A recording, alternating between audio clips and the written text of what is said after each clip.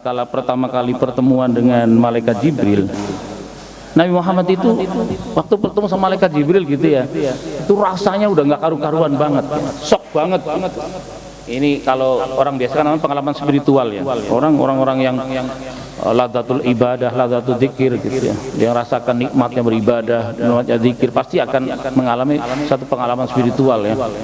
Hal yang menegangkan, yang menakutkan, tapi itu sebenarnya bagian pintu pembuka untuk memasuki suluk li hadratillah. Nah, Nabi Muhammad itu nggak nyaman, pokoknya ketika ketemu malaikat Jibril itu deg-degan banget ya.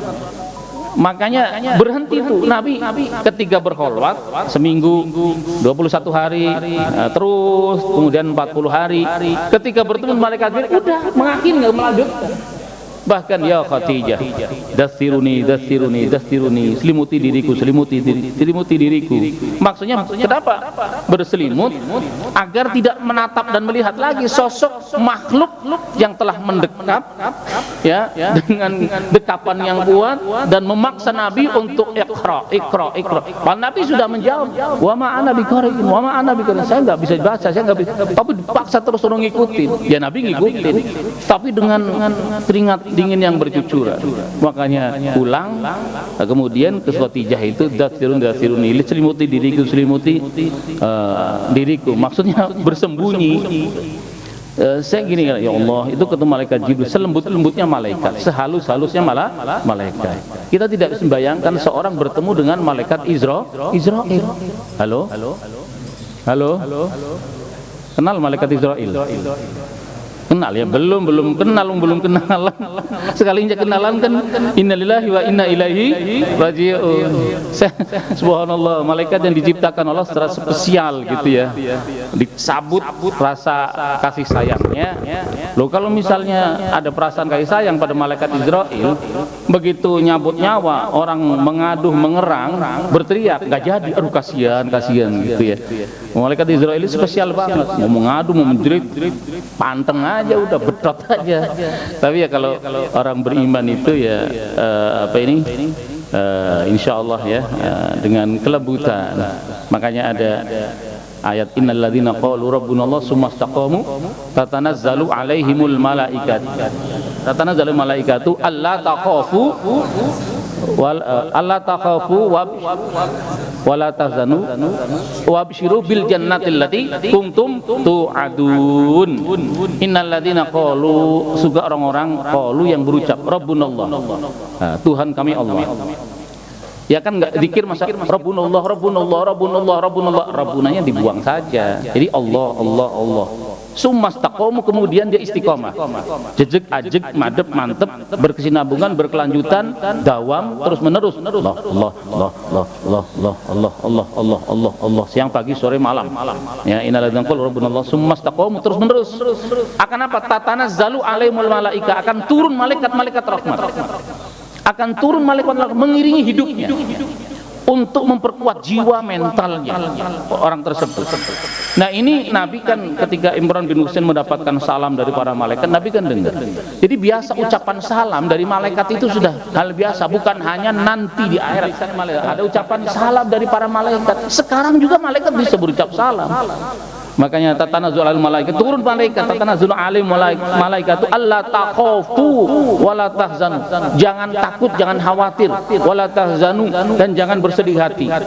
Kenapa wali-wali itu, mohon maaf ya, wali-wali itu kok kayak nggak ada susahnya?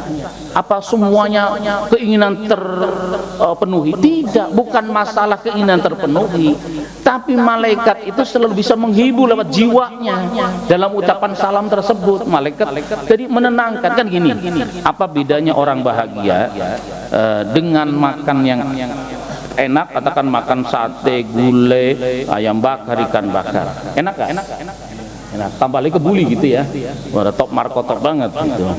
Tapi dengan orang yang makan sambal, kemudian sambal terasi ya, ada lalapnya, kemudian ikan asin, gak usah pakai gulai, kemudian makannya di pinggir sawah, kemudian siang hari, katakan dari pagi belum sarapan, Beda nggak sama yang tadi menikmati hidangan yang kan sama-sama nikmat, sama-sama senang.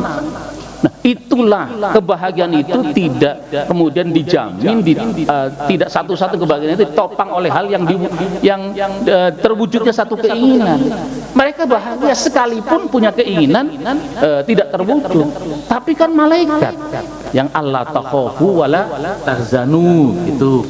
Nah, di dalam tafsir disebutkan inda sakaratil maut. Ya, tafsir kan gitu ya.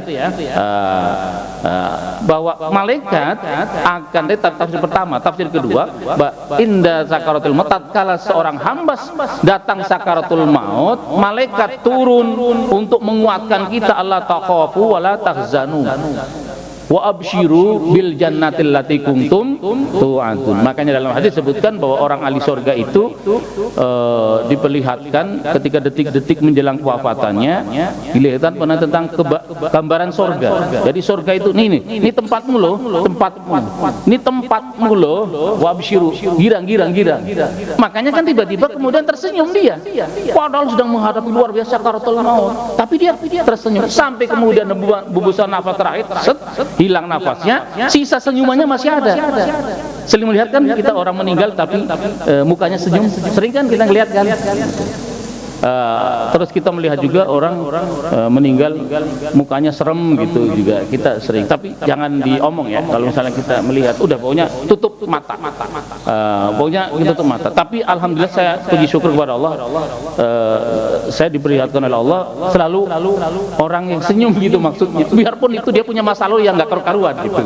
Kadang-kadang saya bertanya, duhai Allah, betapa kasih sayangmu ya, tidak ada batasnya. Ini dulu masa lalunya nggak karu-karuan, tapi kok ya senyum gitu loh. Berarti kan Allah itu maha kasih sayang. Kita nggak usah mengada-ngada gitu ya. Orang udah mukanya senyum apa Ustaz gitu, dia nggak senyum, dia mukanya serem tuh, lagi di malaikat semua lagi tetel-tetel gitu ya. Kita nggak perlu ngomong kayak gitu ya. Tapi alhamdulillah saya sepanjang gitu ya melihat orang yang meninggal, biarpun masa lalunya nggak karu-karuan gitu ya, saya melihatnya, menyaksikannya, alhamdulillah mukanya pada senyum. Yang mungkin gini, Allah tidak memperlihatkan saya yang mukanya, jadi seumur-umur saya itu kan nggak mungkin berubah. Ibaratnya Pak Ajis mau datang, ayo dong berubah senyum gitu misalnya ya, sama si jenazah itu gitu ya, dibisikin, senyum, Pak Ajis mau datang gitu ya, kan nggak mungkin kayak gitu, dilalah ya selalu gitu loh.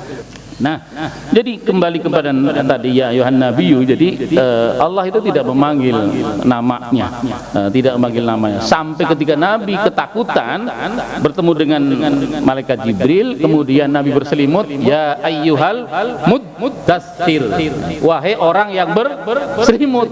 Tidak ya Muhammad kum fa'angdir gitu enggak, tapi ya ayyuhal muddatsir, hei orang yang berselimut, bangunlah, berilah peringatan mereka. Nah, berarti kemuliaan luar biasa, maka disebut sebagai kasih agung, kasihnya Allah Subhanahu wa taala adalah sayyidul wujud, afdhalul khalqi wal mawjud, sayyiduna Muhammad sallallahu alaihi wasallam. Inna arsalnaka, sesungguhnya kami telah mengutus dirimu, syahidan, sebagai saksi, alaman, atas orang ursilta, yang telah diutus dirimu, ilaihim, terhadap mereka. Nabi sebagai saksi gitu. Saksi di sini ya, saksi itu hayyan wa maitan, ketika masa hidup ataupun masa setelah tiadanya Nabi. Jadi apa ini? Nabi ini menjadi saksi minal a'mal hasanati wal qabihati, fal a'malu tu'radu alaihi hayyan wa maitan. Nabi itu menjadi saksi kepada kita, melihat. Makanya kemarin yang hadis tu'radu alayya a'malukum, diperlihatkan kepadaku, kata Nabi, a'malukum, perilaku kalian. Fama ra'aitu min khairin hamidullah, tidaklah diriku melihat kebaikan pada diri kalian, melakukan kebaikan, hamidullah, diriku memuji. Fama ra'aitu min syarrin, tidaklah diriku melihat kejelekan pada diri kalian, istaghfartullah lakum, maka tetap diriku mohon ampun kepada Allah lakum untuk kalian. Jadi hebatnya Nabi kita itu luar gitu. Kita menjadi umatnya Nabi kita Muhammad SAW itu termonitor banget ya, detik, menit, siang, pagi, sore, malam, dengan kapasitas sebagai makhluk dan hambanya Allah atas karunia Allah yang diberikan sebagai maziyah keagungan Nabi Muhammad SAW oleh Allah Subhanahu wa taala. Jadi Allah memberikan syahidan kesaksian itu masa hidupnya Nabi dan masa setelah tiadanya Nabi kepada orang-orang beriman ya. Yang kedua, tafsir kedua adalah bahwa al muradu syahidan yaumul qiyamah. Yang dimaksudkan apa ini? Nabi bersaksi kelak nanti di hari kiamat. Ya pokoknya ginilah, orang kalau sudah mencintai Nabi itu sudah, ya kita tidak menjamin, tapi insya Allah selamat dunia akhirat ya. Wallahu alam.